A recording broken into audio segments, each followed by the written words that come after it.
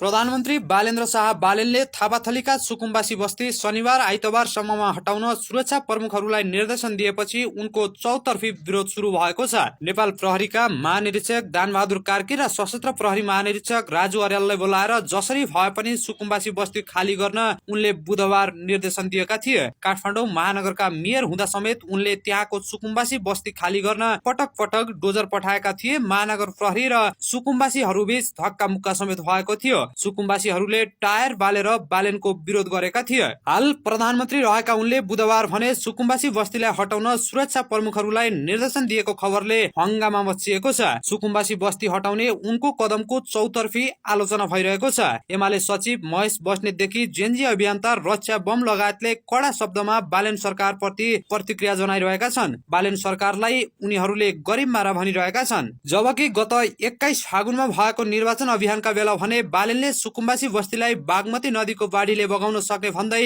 जोगाउन खोजिएको रणनीतिक जवाफ दिएका थिए। राष्ट्रिय स्वतन्त्र पार्टी रासोपाका सभापति रवि लामिछानेले बालेन सरकार भन्दा सुकुम्बासी बस्तीमा डोजर नचल्ने र यदि चले आफू छाती थाप्न तयार हुने बताएका थिए। तर सरकार गठन भएको 1 महिना पनि नपुग्दै सुकुम्बासी बस्ती बल प्रयोग गरेर हटाउन बालेन कसिएका छन्। मध्यम वर्गको समर्थन प्राप्त बालेन सरकारले गरिब, श्रमजीवी र मजदुरमाथि अत्याचार गर्ने भन्दै तीव्र आलोचना भइरहेको छ।